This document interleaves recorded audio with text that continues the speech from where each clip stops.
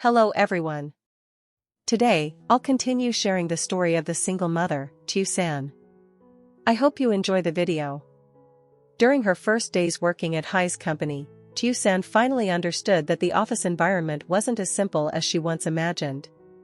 Coming from a humble background, with no experience in a big corporate setting, she had to learn everything from scratch: how to draft documents, reply to emails, welcome guests, and follow subtle workplace etiquette that outsiders never see. But what challenged her the most wasn't the work. It was the people. Just a few days in, she could already feel the judgmental stares following her every time she walked into the office. Several colleagues even joked half-seriously, "Wow, the new girl gets some very special guidance from Mr. Hai, huh? Looks like she picked the right person to cling to." Their soft words cut sharper than knives, making Tiểu San's fragile heart sink bit by bit. At first, she pretended not to hear, but the more she ignored them, the more frequent the comments became. Even when she simply stepped out to make coffee, whispers immediately rose behind her back. One morning, as she turned on her computer, she realized the document she prepared the previous night had been renamed. Everything was scrambled, and she had to frantically search through a mess of files. She knew someone had deliberately sabotaged her, yet she didn't dare speak up, afraid of being accused of causing drama. But the biggest pressure of all was Hai's obvious support. He patiently guided her step by step, assigned her lighter tasks to help her adjust, and even told other departments to assist her if needed. To him, it was simply responsibility and care from a manager, but to others, it was the perfect excuse for jealousy. Already getting special treatment? Wonder what's so special about her. Must have some connection, no wonder he's so gentle with her.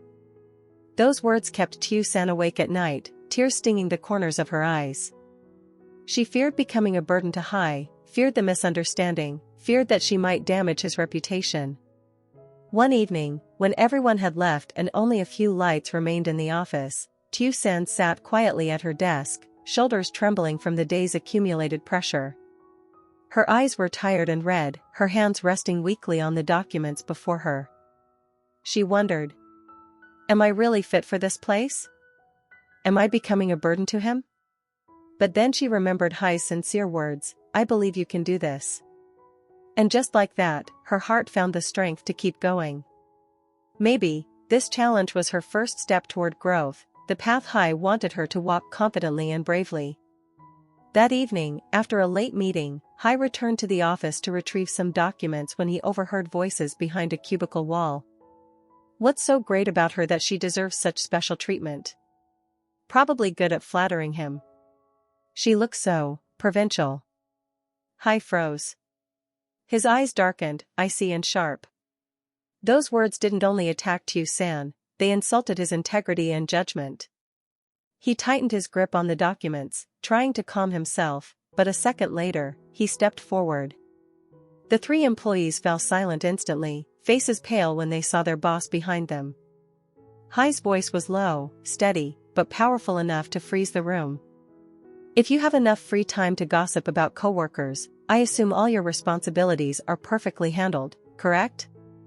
No one dared breathe loudly. His gaze swept across them, cold and piercing. "I heard everything. Let me make one thing clear, Tiểu San is receiving support because she's new, because I see her potential and work ethic. Not for any other personal reason." One employee stammered.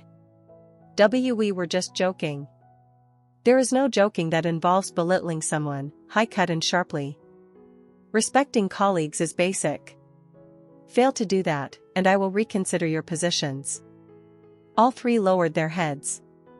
Hai left them with one final, razor-sharp sentence. "Focus on your work."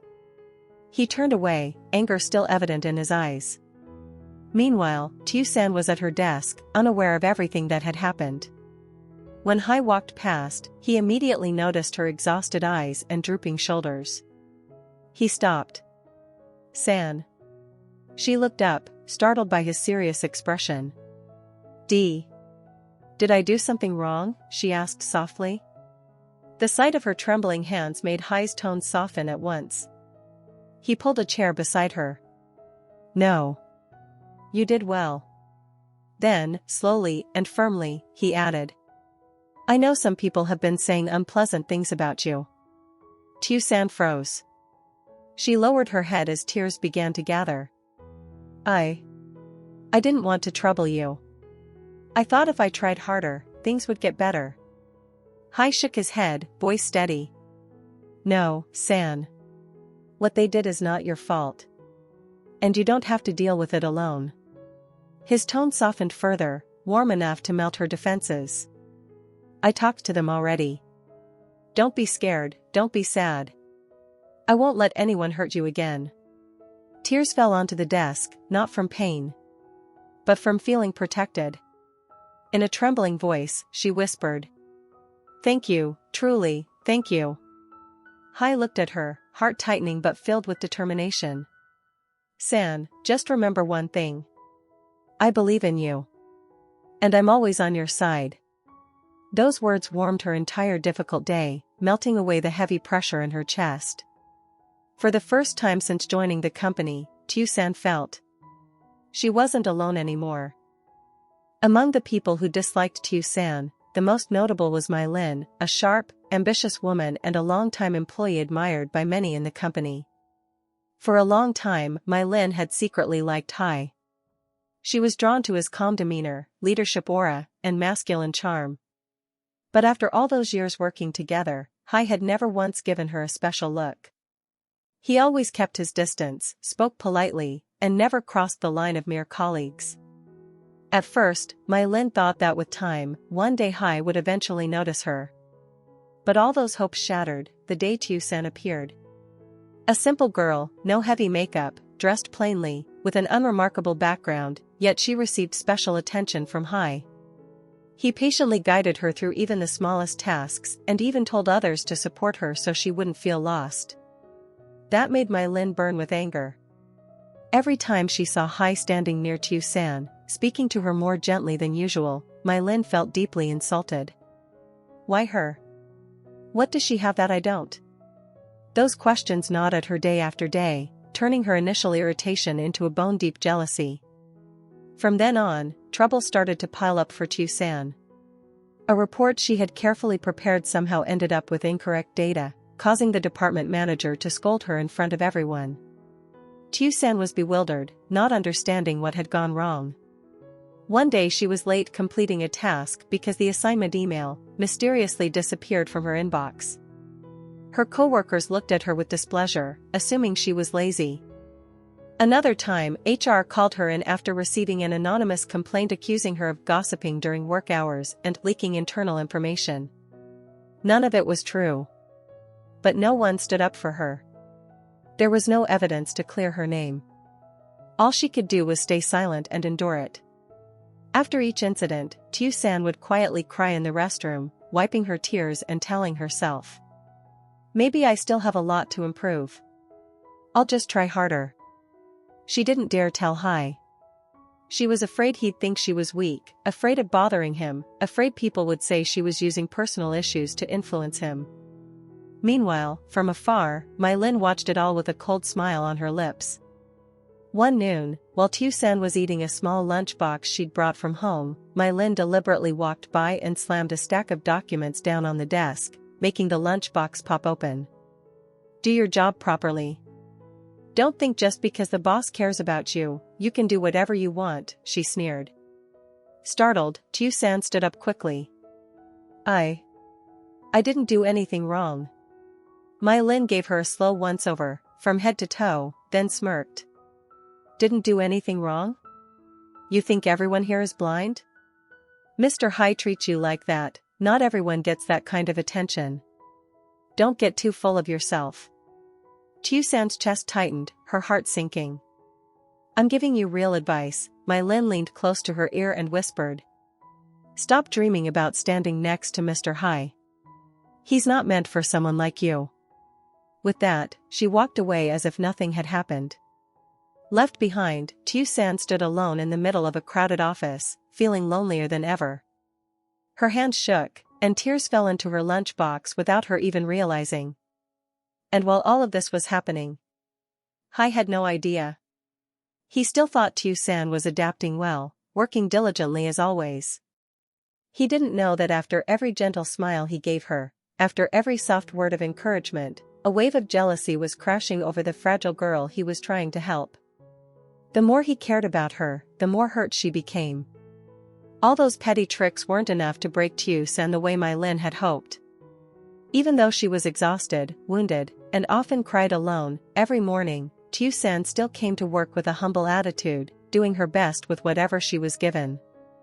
And that only made My Lin more irritated. She's still hanging on? Looks like I'll need to use something stronger. Sitting alone in a small meeting room, My Lin's eyes sharpened as her fingers tapped the table rhythmically. A plan was forming in her mind, a big one, a plan that could destroy Tieu San's credibility and maybe even cost her the job. The plan began. One morning, as soon as Tieu San arrived at work and turned on her computer, she received a message from the department manager. San, this afternoon you'll be presenting the quarterly report to the board of directors. Tieu San froze. The quarterly report was a complicated task that had always been handled by senior employees. She had only ever worked on small parts of it and had never presented anything in front of the board. But I've never prepared a full report before. Why me? The manager replied briskly. This is an instruction from above. Someone said you were the one who drafted the initial version. Just follow through. Someone? Tieu San asked quietly. But the manager just waved it off. Why do you need to know? Just get ready. When the door closed, Tieu San stood there for a long moment. Her heart pounded, her mind went blank. In this company, only one person had enough access and influence to twist the information like that. But she didn't dare think further. All day, she buried herself in the report, trying to piece together data she'd never fully worked with. 3 times she had to rush down to accounting to ask for figures. Twice she had to find the warehouse staff to request old inventory sheets. Each time, she was met with irritated looks. You don't even know this and you're the one presenting? Is the company really that short on people? Her face flushed hot with embarrassment, but she still bowed her head and quietly thanked them, swallowing the lump in her throat. Then came the fateful presentation. The meeting room was more crowded than usual. Most of the board members were present. Hai sat in the front row, reviewing the document in his hands, completely unaware that the presenter that day would be Tieu San. When she walked in, Hai looked up, surprised. San? Why are you? Before she could answer, the department manager cut in. Tieu San drafted the first version of this report, so she'll be presenting it today. Hai frowned. He didn't recall ever assigning her that task. But the meeting had already started, and he couldn't just cut it short. Standing in front of the screen, Tieu San's hands trembled. The projector light cast a harsh glow on her tense face. Her throat went dry, but she still tried to read through the first slide. Only a few seconds passed before one of the executives spoke up. These figures are incorrect. The inventory for July doesn't match the accounting report. Tieu San's heart dropped straight to the floor. I'll double check that. But before she could say more, another voice cut in. It's not just July. August and September are wrong too. The room began to stir. Tieu San turned pale, cold sweat trickled down her back. Slowly, Hai tightened his grip on the pen in his hand. Something was wrong. Very wrong. The department manager stared at her, voice icy. Explain. The report I received was already like this. I didn't change any numbers. A faint laugh drifted from the back of the room. My Lin was sitting there, her expression perfectly calm, eyes fixed on Tieu San as if she were enjoying a show. The meeting grew tense, the air thick and suffocating. Hai felt a surge of discomfort. He looked down at the report, then back at Tieu San. She was trying hard to stay composed, but her eyes were red and her voice trembled with every word. He didn't understand why she'd been pushed into this situation. But there was one thing he knew for sure. Someone had deliberately set Tieu San up. The only questions left were who and why. Tieu San lowered her head, her heart on the verge of collapse. She had no idea that this was only the first step in My Lin's biggest scheme. The meeting ended in heavy silence. Tieu San walked out of the conference room with her head lowered, gripping the documents so tightly that the pages bent and wrinkled. She felt humiliated, hurt, and completely lost as to why everything had turned out like this. Hai stayed behind to speak with the board members for a few minutes, questioning the figures and the reporting process. He didn't blame Tieu San. In fact, the more he looked at the data, the more he found it strange that the draft she held was completely different from the company's internal figures. Something is definitely wrong, Hai thought. But just as he stepped into the hallway to find Tieu San, My Lin appeared, carrying a stack of documents, her face full of false sympathy. "Mr. Hai," she said gently. Hai paused, polite as always. "Is something wrong?" My Lin sighed softly, like someone genuinely concerned. I just wanted to let you know, everyone in the company has been talking about what happened in the meeting." Hai frowned. "Talking about what?"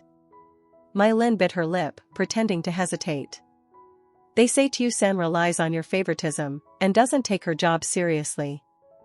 That the report should have been double-checked, but she was careless." Hai's voice instantly turned cold.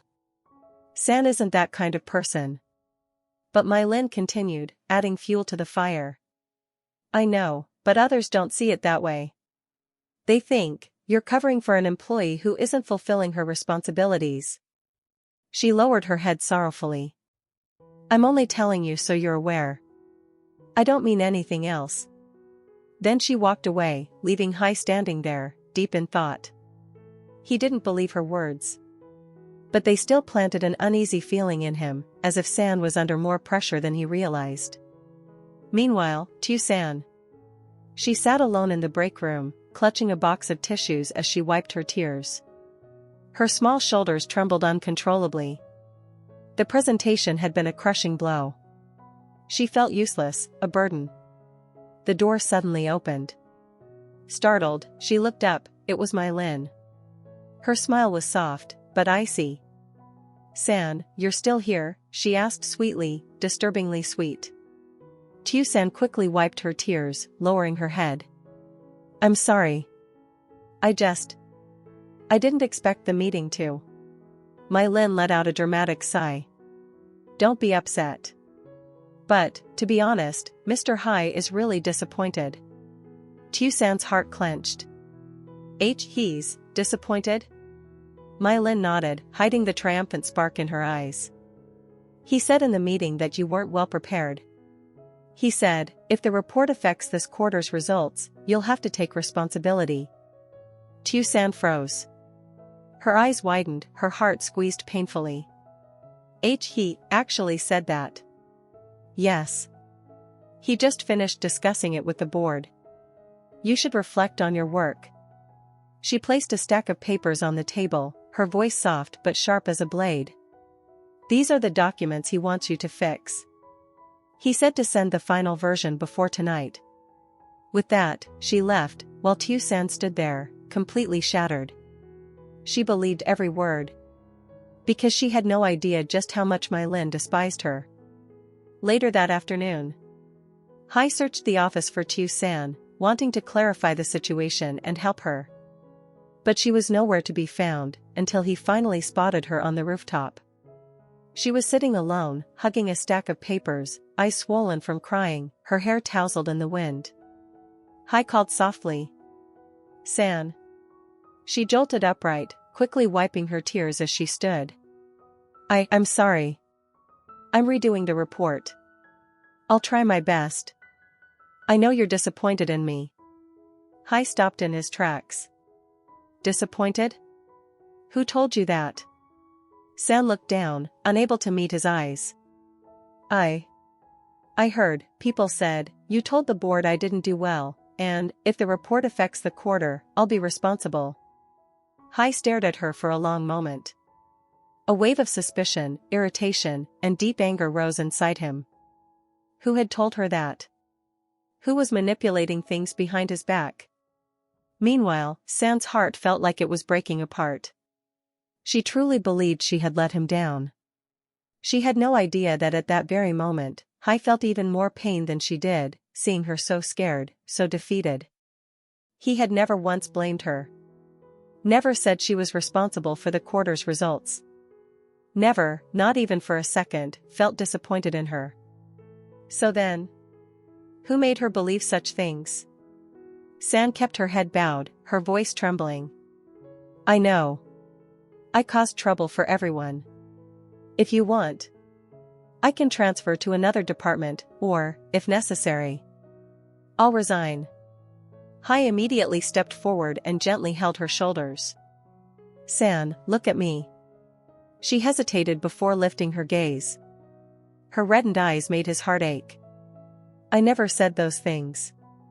I never told you to take responsibility. And I am not disappointed in you. San froze. She didn't understand anymore. So, what were the things Mylin told her? In that moment, a strange, burning anger surged through Hai, not directed at San, but at the person who intentionally hurt her. His voice was low but firm.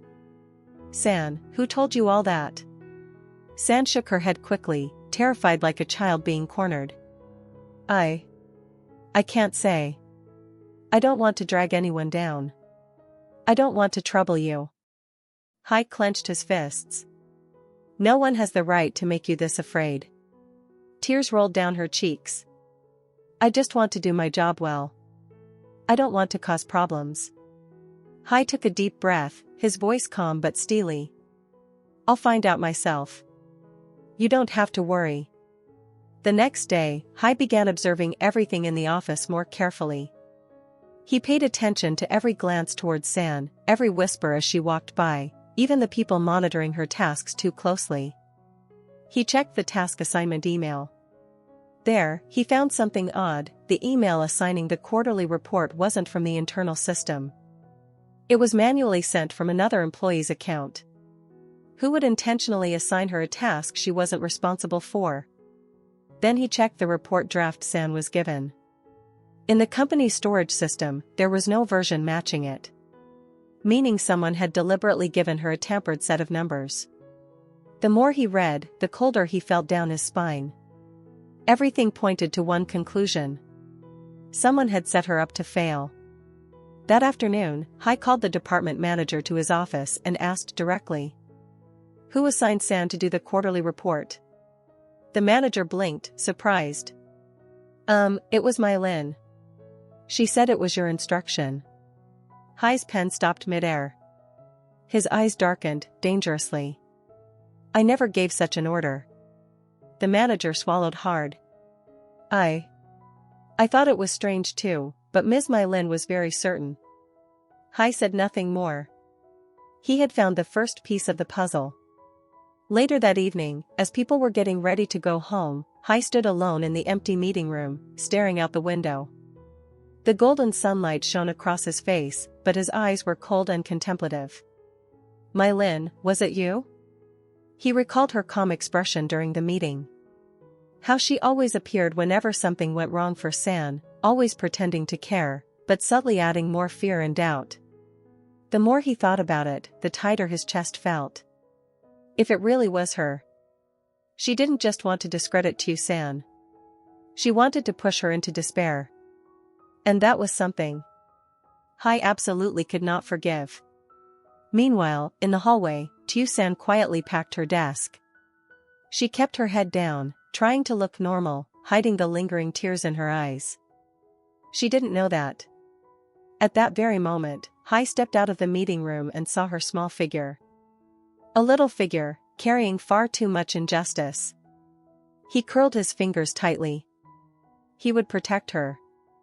And he would bring the truth to light, no matter what it took. What will Hai do to clear Tieu San's name and bring justice back to her? Please stay tuned and watch the next video to find out.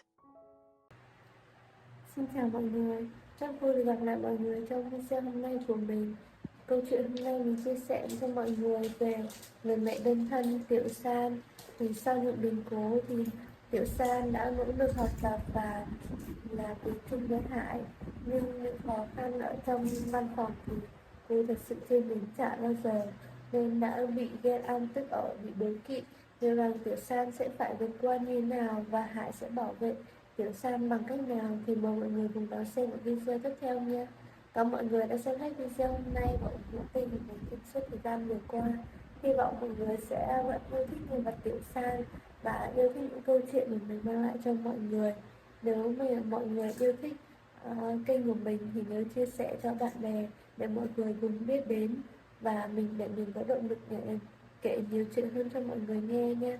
Cảm ơn mọi người và hẹn gặp lại mọi người video lần sau.